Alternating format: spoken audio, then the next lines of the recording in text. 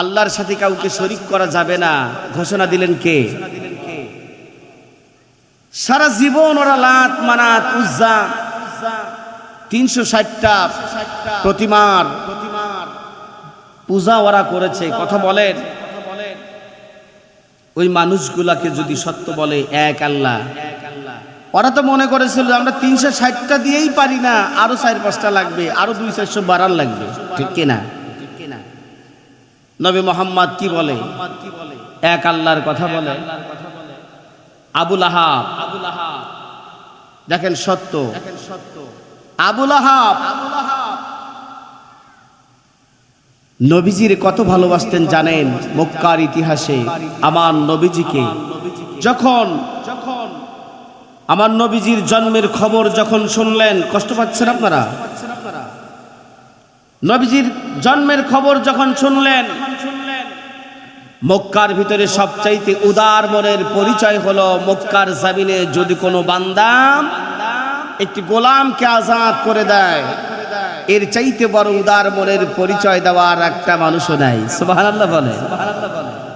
বিশ্বনবী জন্মগ্রহণ করলেন, আবু লাহাব তার দাসী হচ্ছে সুয়াইবা। ইতিহাস সাক্ষ্য দিচ্ছে নবীজির জন্মের খুশিতে তাম পৃথিবীর জমিনে ওই দিন যত শান্তিদায়ক মানুষের হৃদয়কে শীতল করে দিয়েছিল, যত কষ্ট ছিল সব ভুলিয়ে দিয়ে মানুষকে শান্তিদায়ক জায়গা করে দিয়েছিল ওই সময়টাকে। সুবহানাল্লাহ বলেন। আবু লাহাব কয়, এত সুন্দর চেহারাওয়ালা মানুষ, এত মনে হচ্ছে একখানা চাঁদের ভিতরেও কলঙ্ক আছে, কিন্তু ইনার ভিতরে কোনো কলঙ্ক নাই, এমন একজন সুন্দর শিশু আমার ভাই আব্দুল্লাহর গর্ভ আর আব্দুল্লাহর পৃষ্ঠ হতে মা আমেনার পেট হতে দুনিয়ার জমিনে আগমন করলেন। আমার নবীর চাচা আবু লাহাব সেদিন এত খুশি হয়েছিলেন, লম্বা কথা। সংবাদটা দিল, সুয়াইবা সাথে সাথে আজাদ করে দিল, যাও তুমি আজ থেকে মুক্ত। এত ভালোবাসা নবীজির দুইটা মেয়ে ছিল, রুকাইয়া আর উম্মে কুলসুম। এই আবু লাহাবের দুইটা সন্তান, উকবা আর উতাইবা, উতবা আর উতাইবা, দুইটা সন্তানের সাথে আমার নবীজি দুইটা কন্যাকে নিয়ে বিবাহ দিয়েছেন। এত সম্পর্ক, এত ভালোবাসা, এত গভীর ভালোবাসা, যেখানে যায় আর বলে আমার ভাতিজার চাইতে পৃথিবীর ইতিহাসের একজনকে অন্য তোমার কেউ নাই। সুবহানাল্লাহ জোরে কর। এত ভালোবাসা, দুইটা মেয়েকে বিবাহ বন্ধনে নিজের বাড়িতে নেওয়া, ছোট্টবেলায় যার শানে গোলামকে আজাদ করে দেওয়া, সব চাইতে মুসিবতে যিনি আগে আসতেন তিনি হচ্ছেন আবু লাহাব। কিন্তু সেই আবু লাহাব নবীজি সাল্লাল্লাহু আলাইহি সাল্লাম যখন ডাক দিলেন, ওয়া আনজির আশিরাতাকাল আকরাবিন, আল্লাহর আদেশ হলো আপনি আগে নিজেদের মানুষদেরকে দ্বীনের দাওয়াত দেন। আল্লাহর নবী ডাক দিয়ে বললেন, সাইদা রাসূলুল্লাহ সাল্লাল্লাহু আলাইহি সাল্লাম আলা সাফা, যখন সাফা পাহাড়ে উঠলেন, সাফা পাহাড়ে ওঠার সাথে সাথে ডাক দিয়ে বললেন, ইয়া বনি ফিহরিন ইয়া বনি আদিম লিবতুনি কুরাইশ, গোত্রের নাম ধরে ধরে ডাকলেন, নাম ধরে ধরে ডাকে। আর আল্লাহর নবীর ডাকে সারা দিলে গোটা মক্কার আরবের অনারবের সমস্ত মানুষগুলো জড়ো হয়ে গেলেন। সুবহানাল্লাহ বলেন। এমন কি নবীজিকে ভালোবাসার দিক দিয়ে কেমন প্রমাণ দিয়েছিলেন বিশ্বের ইতিহাসে, আপনারা এইরকম নজির পাবেন না যতটা না নবীর ব্যাপারে পাবেন, ঠিক কিনা? আমার নবীর চাইতে উত্তম চরিত্রওয়ালা পৃথিবীর আর একটাও নাই। আপনি কইলেও নাই, না কইলেও নাই, কিন্তু নবীর চরিত্র নিয়ে কথা বলে না, কয় আমার নেতা তোমার নেতা, আমার নেতা তোমার নেতা, জীবনে এক ওয়াক্ত নামাজ পড়ে না, অথচ নেতার নামে প্রশংসা করতে করতে বাসায় দেয়। আছে না নাই? আমার ভাইয়েরা, শুধু নবীজি বললেন, আল্লাহর পক্ষ থেকে বিধান হলো, যারা এসেছো তোমাদের সকলের কাছে আমার কথা হলো, আল্লাহ রাব্বুল আলামিন যেই বিধানটা দিয়েছেন तमाम পৃথিবীর জমিনে যত নবী রাসূল এসেছে আল্লাহর নবী বিশ্ব নবী সহ ওয়ালিকুল্লি উম্মতির রাসূল যত নবী রাসূল এসেছে সমস্ত নবী রাসূলের একটাই কাজ ছিল আল্লাহর তাওহীদের দাওয়াত দেওয়া। আবু লাহাব সহ বনি ফেহের বনি আদিম মক্কার আরবের আরবের সমস্ত মানুষগুলা জড়ো হয়ে গেল। নবীজিকে সবাই ভালোবাসতেন, নবীজির কথা এমন মনোযোগ সহকারে শুনতেন, যারা যেতে পারে নাই তারাও কামলা নিয়ে লোকজনদেরকে পাঠিয়ে দিয়েছে।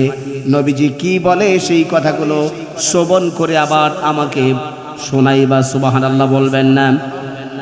এ মুসলমান ভাইরা আমার, সেই দিক থেকে সমস্ত মানুষগুলো জড়ো হয়ে গেল। সমস্ত মানুষ জড়ো হওয়ার পরে আল্লাহর নবী বললেন, কলু লা ইলাহা ইল্লাল্লাহ তুফলিহুন। সমস্ত মানুষদেরকে জড়ো করে ডাক দিলেন আর বললেন, বলো লা ইলাহা ইল্লাল্লাহ, আল্লাহ ছাড়া কোনো ইলাহ নাই। সুবহানাল্লাহ জোরে কও। আল্লাহ ছাড়া কোনো রব নাই, আল্লাহ ছাড়া কোনো মাহবুদ নাই, আল্লাহ ছাড়া কোনো অন্য কারোর উপাস্য করা যাবে, আল্লাহ ছাড়া কারোর সামনে মাথা নত করা যাবে। কথাটা বলার সাথে সাথে কারোর গায়ে লাগলো না, লাগলো কার কাছে? আপন চাচা, যার সাথে সম্পর্ক এতক্ষণ বললাম, গোলাম আজাদ করে দেওয়া, দুইটা কন্যা সন্তানকে বাড়িতে নেওয়া, এরপরে সুখে দুঃখে পাশে থাকা ওই মানুষটার কেউ না। আবু লাহাব যখনই বলল তোমাদের দেবদেবতা লাত মানাত উজ্জার সব পূজা ছেড়ে দাও, আল্লাহর তাওহীদকে গ্রহণ করো, এক আল্লাহকে আল্লাহ মানো, আল্লাহ ছাড়া কারোর সামনে সিজদা করা যাবে না, সাথে সাথে এত ভালোবাসা সব চলে গেল। আল্লাহ নবীর ব্যাপারে হাতের ভিতরে একটা এরকম পাথর নিয়েছে, হাদিস শরীফের ভিতরে এসেছে। আবু লাহাব ডাক দিয়ে এই পাথরটা উপস্থিত জনতার সামনে পাহাড়ের চূড়ায় নবীজি দাঁড়িয়ে এইরকম করে যখন এই পাথরটা নিয়েছে, পাথরটা নেওয়ার কারণে পাথরটা নিয়ে আল্লাহ নবীর দিকে ইশারা করেছে। কিতাব সাক্ষ্য দিচ্ছে, আবু লাহাব বলতেছে, তাব্বাত লাকা সাইরাল ইয়াউম আলিহাযা জামাআতানা। নাউযুবিল্লাহ বলে। আবু লাহাব বলতেছে, তাব্বাত লাকা সাইরাল ইয়াউম আলিহাযা জামাআতানা, তুমি এই কথাগুলো বলার জন্য, আমাদের দেবদেবকে তাকে ছেড়ে দেওয়ার জন্য আমাদেরকে এখানে ডেকেছো। আমরা 360টা মূর্তির পূজা করি, তাই আমাদের হয় না, আরো তুমি এক আল্লাহর কথা বলো, এই জন্যই কি আমাদের এখানে ডেকেছো? যদি তাই তোমার হয়, এই জন্যই যদি তুমি আমাদের ডেকে থাকো, তাহলে তাব্বাত লাকা সাইরাল ইয়াউম, আজকের দিনটাই তোমার জন্য ধ্বংস হয়ে যাক। নাউযুবিল্লাহ বলেন। শুধু আজকের দিনটা না, আলিহাযা জামাআতানা, এবং তুমি নিজেও ধ্বংস হয়ে যাও। নাউযুবিল্লাহ বলবেন না। নবীজি বললেন এক আল্লাহর কথা। আবু লাহাব যার সাথে এত ভালোবাসা, এত মহব্বত, সেই মানুষটা নবীর দিকে পাথর মারে আর বদদুয়া করে, তাব্বাত লাকা সাইরাল ইয়াউম আলিহাযা জামাআতানা। কথা বলেন ঠিক কি না? মাইরা দিছে একটা পাথর। নাউযুবিল্লাহ বলে। আমার আল্লাহর নবী বিশ্ব নবী জনাবে বিশ্ব নবী মুহাম্মদুর রাসূলুল্লাহ সাল্লাল্লাহু আলাইহি ওয়াসাল্লাম আল্লাহর কাছে ডাকতে বলেন, আল্লাহ আপনি আমাকে বললেন ওয়ানজির আশিরাতাকাল আকরাবিন, আপনি দিনের দাওয়াত দিতে বললেন, আমি তো দিনের দাওয়াত দিলাম, কিন্তু এই মানুষগুলো তো আমারে মারে। সবাই মারুক, কোনো সমস্যা নাই, যে আমারে প্রথম আমার ধ্বংসের ব্যাপারে বলেছে এবং যে আমার উপরে পাথর মেরেছে, চড়াও হয়েছে, তিনি আর কেউ নয়, তিনি হলেন আমার আপন চাচা আবু লাহাব। আল্লাহ তারা তো আমারে মারে। আমার আল্লাহ বললেন, আপনি ধৈর্য ধরুন, ওয়ারাফা'না লাকা যিকরাক। আল্লাহু আকবার বলেন। নবী ওয়ারাফা'না লাকা যিকরাক, গোটা পৃথিবীতে সমস্ত মানুষের সামনে আমি আপনাকে প্রেজেন্ট করব হচ্ছে প্রশংসিত করে। সুবহানাল্লাহ বলবেন না? কি করে? প্রশংসিত করে। ওয়ারাফা'না লাকা যিকরাক, আপনি হবেন গোটা মুমিনদের হৃদয়ে প্রশংসিত। আর আবু লাহাব আপনারে মারে না? আবু লাহাবের নাম পৃথিবীতে কেউ নেবে না। আল্লাহ সাথে সাথে সূরা লাহাব নাজিল করে দিলেন। তাব্বাত ইয়াদা আবি লাহাবিন ওয়া তাব্বা মা আগনা আনহু মালুহু ওয়া মা কাসাবা। নাউযুবিল্লাহ। আমার আল্লাহ রাব্বুল আলামিন বুঝিয়ে দিলেন, আবু লাহাব তুমি কার উপরে চড়াও হয়েছে তুমি কি জানো? যার শরীরের ভিতরে মশা মাছি পড়া আমি আল্লাহ রাব্বুল আলামিন হারাম করে দিয়েছি। এই আবু লাহাব তুমি জানো না আমার নবীজি দুনিয়ার জমিনে কেবলমাত্র আমি আল্লাহ তাকে রহমত করে প্রেরণ করেছে। আমার নবীর যদি কেউ গালি দেয় আমি আল্লাহ কোরআনের ভিতরে বলে দিলাম উতুল্লিম বাদা যালিকা জানিম। যারা দুনিয়ার জমিনে নবীকে এবং নবীর ওয়ারিসদেরকে গালি দিয়েছে তারা আমার কথা না, কোরআনে কারিমের কথা। এখানে ওলামায়ে কেরাম আছেন, তারা পিতৃ পরিচয়হীন অবৈধ সন্তান। সত্য বললেন বিশ্বনবী, ঢেল মারল কে? আবু লাহাব। আমরা আজকে কোরআনের পক্ষের কথা বলে অনেকের গায়ে লাগে না, যারা কোরআন বিদ্বেষী তাদের গায়ে ঠিকই লাগে। অমুসলিমরা আমাদের বাধা দেয় না। তথাকথিত মুনাফিক মার্কা মুসলমান এই দেশে কোরআনের পথের বাধা হয়েছিল। আওয়াজ দেন বলেন কথা ঠিক কিনা? সাইদি সাহেবের কথা টান দিয়েই তো নিলাম। এই কোরআনের কথা বলেছিলেন, হক কথা তুলে ধরেছিলেন, এই কোরআনের দাওয়াত দিলেন। সাইদি সাহেবের মতো অনেক ওলামায়ে কেরাম আছে কি নাই? তারা তো পকেটটা ভরে ভরে অনেক টাকা হাদিয়া তোহফা নিয়েছেন কেনার নাই? ও মুসলমান ভাইরা আমার, জানতে চাই বলেন তো দেখি ওই হাদিয়া তোহফাওয়ালা হুজুররা কয়টা জেলখানায় জেল কেটেছে? তাহলে তোর জেলখানার ঘানি টানতে হলো কেন? আল্লাহ নবী বলেন আদ-দুনিয়া সিজনুল মুমিনিন ওয়া জান্নাতুল কাফির। আমি বাস্তব সামনে নিয়ে কথা বলতে ভালোবাসি মুসলমান ভাইরা আমার। আল্লাহ নবী বলেন দুনিয়াটা মুমিনের জন্য জেলখানা, কাফেরদের জন্য জান্নাত। কথা কয় না? এই দুনিয়ার জমিনে আল্লাহর নবীর মুখের ভাষা অনুযায়ী দুনিয়ার জমিনে মুমিনরা দুনিয়ার জমিনে এই জেলখানায় থাকতে পারে না। আল্লাহ রাব্বুল আলামিন দুনিয়ার জমিনে মুমিনদেরকে রাখতে পারে না। তাদের দুনিয়ার জায়গাটা হবে ক্ষণস্থায়ী। ক্ষণস্থায়ী জীবনে একটার বিনিময়ে একটাই তো পাবে, ঠিক কিনা? 100 বছর ইবাদত করলো, জিহাদ করলো, হজ করলো, মুরাকাবা করলো, মুশাহাদা করলো, দিন প্রতিষ্ঠার আন্দোলনে শরীক থাকলো। জীবন তো একটাই, কিন্তু এই জমিনে 63 বছর কিংবা 100 বছর এর বাইরে তো পাবে না। কথা বলেন না কেন? যদি এক একটার ফজিলত যদি 100 বছরের সমান হয়, তার মানে দুনিয়ার জামিনটা তোমার এই পুরস্কার দিয়ে ভরানো সম্ভব না। তোমার পুরস্কারের মাত্রাটা যত বড় হবে তোমার সময়টা তত বড় হওয়া লাগবে। কথা বলেন ঠিক কিনা? এজন্য আল্লাহ রাব্বুল আলামিন আখিরাত নামক একটা জায়গা রেখেছেন। দুনিয়ার জমিনে যত আপনি সার্টিফিকেট অর্জন করবেন, ডিগ্রি অর্জন করবেন, এই দুনিয়ার জমিন আপনার শেষ হওয়ার সঙ্গে সঙ্গে ওই চিরস্থায়ী জায়গার বাসিন্দা আপনি হয়ে যাইবেন। সুবহানাল্লাহ। সাইদি সাহেব তিনি শুধু জেল খেটেছে এই কথাই কি তার জন্য? এই কোরআনের কথা বলেই যে তিনি জেল খেটেছেন তা কিন্তু নন। সাইদি সাহেবের ইতিহাস যদি আপনাদের সামনে তুলে ধরা যায় আপনারা বলবেন যে পাগল, মার কথা নানির কাছে করছে, তাই না? এটা তো আপনাদের এলাকার সন্তান। কিন্তু সাইদি সাহেব এমন একজন মানুষ, ইতিহাস সাক্ষ্য দেয়। আমি সেই দিকে একটা আয়াতে কারিমাও তেলাওয়াত করেছি। আল্লাহু আকবার।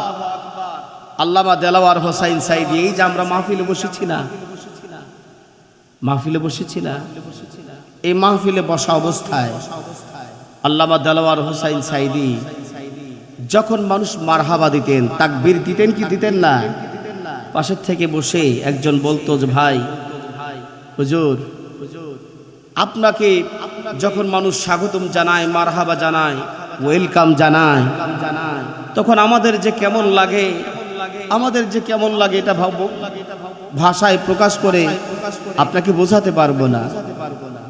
আল্লাহর এই প্রিয় মাহবুব বান্দা ডাকতে বলে, ভাই ভয় তো আমার সেখানে, ভয় তো আমার সেখানে। না জানি কঠিন কিয়ামতের দিন এই কোরআনের কথা বলতে গিয়া মানুষ যে আমাকে মারহাবা দিয়েছে, বাহাবা দিয়েছে, কঠিন কিয়ামতের দিন না জানি এই কথাগুলোর প্রতিদান দুনিয়াতেই দেওয়া হয়েছে। আল্লাহ রাব্বুল আলামিন যদি এটা বলে বসে যে দুনিয়াতেই তো তুমি পেয়ে গেছো, আখিরাতে আর তোমার কিছু নাই, শূন্য, আমি সাইদি শেষ। আল্লাহু আকবার বলেন। কেমন চিন্তাশীল ছিলেন। আজকে আমরা মাহফিলের বাহাবা পাওয়ার জন্য তো উঠে পড়ে লাগি, তাকবীর দেয় না প্রধান বক্তা, দ্বিতীয় বক্তা, অথচ সাইদি সাহেব এটাকে বিষ মনে করতে। আপনাদের কষ্ট লাগতেছে? আল্লাহ রাব্বুল আলামিন বলছেন, ইন্নাল্লাযীনা ক্বালু রাব্বুনাল্লাহু সুম্মা ইসতাকামু তাতানাজ্জালু আলাইহিমুল মালাঈকা আল্লা তাখাফু ওয়া লা তাহজানু ওয়া আবশিরু বিল জান্নাতিল্লাতী কুনতুম তুআদুন। বলেন আল্লাহু আকবার। আমার ভাইরাম, আল্লাহ রাব্বুল আলামিন ডাক দিয়ে বললেন, ইন্নাল্লাযীনা ক্বালু রাব্বুনাল্লাহু, যারা নিশ্চয় জবানে স্বীকার করেছে একমাত্র আল্লাহ আমাদের রব। কি করেছেন? ইন্নাল্লাযীনা ক্বালু রাব্বুনাল্লাহ, যারা বলে একমাত্র আল্লাহই হচ্ছেন আমাদের রব। রব মানে ইলাহ। ইলাহ শব্দের অর্থ হচ্ছে অনেক। ইলাহ মানে শুধু মসজিদে বসে রবের আইন মেনে যদি নামাজ পড়াই শুধু রব বলে মেনে নেওয়া হয় না। রব হচ্ছে এমন একজন শব্দ, ইলাহ হচ্ছে এমন একটা শব্দ। ফেরাউন আর মূসা তারা হচ্ছে পালক পিতা পুত্র, ঠিক কিনা? ফেরাউন কিন্তু জানতো মূসা যেই কালেমার কথা বলে, এই কালেমা, এই রব, এই ইলাহ শুধু মসজিদ বানানোর জন্য না। এই কথা শুধু মসজিদ নির্মাণের জন্য না। যদি মসজিদ নির্মাণের জন্য হতো, ফেরাউন তার টাকা পয়সা দিয়ে দেশের ভিতরে মসজিদ বানাই দিত, কোনো সমস্যা ছিল না। কিন্তু ফেরাউন জানতো এই রব মানে, এই ইলাহ মানে সাধারণ ইলাহ না। এই ইলাহ শব্দের অর্থ হলো আমার মন চাই জিন্দেগি চলবে না, আমার মন চাই জিন্দেগি বরবাদ হয়ে যাবে, আমার ক্ষমতা তছনছ হয়ে যাবে। এই ইলাহ শব্দের অর্থ হচ্ছে রব চাই জিন্দেগি আমাকে গঠন করা লাগবে, আমি মন চাই জিন্দেগি গঠন করা চলবে না। ইলাহ মানে আল্লাহ যেভাবে চায়, আল্লাহ যেভাবে চায় সেভাবে চলতে হবে। আমি যেভাবে চাইবো শুধু মসজিদে নামাজ পড়ে টুকটাক সিজদা দিয়া চলে আসবো, এটা হবে না। বুঝতে পারছেন? এই জন্য বলেন, ইন্নাল্লাযীনা ক্বালু রাব্বুনাল্লাহ, নিশ্চয় যারা আল্লাহকে রব বলে স্বীকার করেছে, সুম্মা ইসতাকামু, তার উপরে স্থির থেকেছে। এই স্থির থাকার মধ্য দিয়ে যারা আল্লাহকে রব মেনেছে, আল্লাহ বলেছেন সুদের পিছনে দৌড়ানো যাবে না, নারীর পিছনে দৌড়ানো যাবে না। আলা লাহুল খলকু ইনিল হুকমু ইল্লা লিল্লাহ। দুনিয়ার জমিন, এই শুধু দুনিয়ার জমিন না, আমি আপনি যা কিছু আছে এই সব কিছু সৃষ্টি না স্রষ্টা। সৃষ্টি না স্রষ্টা? সৃষ্টি। সৃষ্টি আইন মানবে নাকি আইন করবে? স্রষ্টা আইন করবে, সৃষ্টি আইন মানবে। সুম্মাস্তাকামু, যারা এই কথার উপরে স্থির থাকবে, রবের আইনকে মানবে। ঠিক কি না? আলা আলাহুল খলকু ওয়াল আমরু ইনিল হুকমু ইল্লা লিল্লাহ। শুধু মসজিদে নামাজ পড়ার নাম রবের ইবাদত করা না। সৃষ্টি যার, আইন চলবে তার। সৃষ্টি যার, আইন চলবে তার। এই কথার উপরে অটল থাকা, এই কথার উপরে যদি অটল থাকেন, বাতিল পন্থীরা আপনারে ছেড়ে দেবে না। ছাড়বে? কথা বলেন, ছাড়বে? আমি কি একটা অন্যদিকে কথা বলতেছি? সৃষ্টি যার, আইন চলবে তার। রবকে রব বলে স্বীকার করার নামই হচ্ছে দাসত্ব। রবকে রব বলে স্বীকার করার নামই হচ্ছে আমার মন চাই জিন্দেগি আর চলবে না। আল্লাহকে রব হচ্ছে আমি আমার মতো করে চলতে পারবো না, আল্লাহ আমাকে যেভাবে চালাবেন আমি ওইভাবে চলতে পারবো, আমাকে ওইভাবে চলতে হবে। বুঝতে পারতেছেন? তো ফেরাউন জানতো আমার মন করা ভাবে এই শাসন ব্যবস্থা চলবে না, টুকরো টুকরো হয়ে যাবে। মুসা যেই কালেমার দাওয়াত দেয়, এই কালেমার ভিতরে ক্ষমতা, আমার শাসন ব্যবস্থা সবকিছু চূর্ণ বিচূর্ণ হয়ে যাবে। এই জন্য মুসার এগেইনস্টে ফেরাউন দাঁড়াইছে কি দাঁড়ায় নাই? আল্লাহ বিজয় দিয়েছেন কারে? কথা বলেন, দিন শেষে বিজয় লাভ করেছেন কে? আবুল আহাবের কথা তো বললাম। আবুল আহাবের গোষ্ঠীর কথা কেউ বলে? গোটা পৃথিবীতে বিশ্ব নবীর নাম সম্মানের সাথে নাই কি নাই না? আবু জাহেলের কেউ নাম নেয় এখন? নিলেও আবু জাহেলের বাড়ি কিন্তু পায়খানা। তার মানে অসম্মানের সাথে একেবারে নিম্নমানের অসম্মান তাকে করা হয়। ঠিক কিনা? তার মানে হচ্ছে আল্লাহর পক্ষে যারা আছেন তাদের উপরে বাধা আসবে। সুম্মাস্তাকামু, তারা স্থির থেকেছে আল্লাহর বিধানের উপরে, অবিচল অটল থেকেছে। বাধা আসুক, বিঘ্নতা আসুক, কিন্তু সেখান থেকে দূরে সরে যায় নাই। আল্লাহ রাব্বুল আলামিন তাদের উপরে আল্লাহর পক্ষ থেকে একদল ফেরেশতা নাজিল করে দেন। তাতানাজ্জালু আলাইহিমুল মালাইকা, যারা এই কাজগুলোকে মেনে নিয়েছে, ঈমানের উপরে অটল থেকেছে।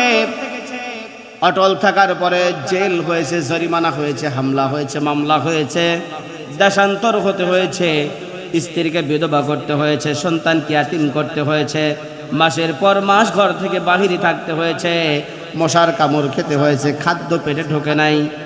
ঠিক কিনা কথা কন? শুধু একমাত্র আল্লাহকে রব বলে স্বীকার করার কারণে এই শাস্তিগুলো তাদের উপরে নেমে এসেছে। আল্লাহ রাব্বুল আলামিন তাদের উপরে একদল ফেরেশতা নিযুক্ত করে দিয়ে জানিয়ে দিলেন। ফেরেশতারা এসে ডাকতে বললেন, আল্লাহ তাখাফু ওয়া লা তাহজানু ওয়া আবশিরু বিল জান্নাহ। ফেরেশতারা এসে ডাকতে বললেন, ও আল্লাহর মাহবুব বান্দারা শোনো, আল্লাহর পথে অবিচল থাকার কারণে তোমাদের উপরে যে অত্যাচার, নির্মম নির্যাতন হয়েছে, তোমরা ভয়ও পাও না। ওয়ালা তাহজান, তোমাদের চিন্তা নাই, ভয় নাই, টেনশন নাই। আল্লাহ রাব্বুল আলামিন তোমাদেরকে চিরস্থায়ী জান্নাতের ঘোষণা দিয়েছেন, কারণ তোমরা হলা মুমিন।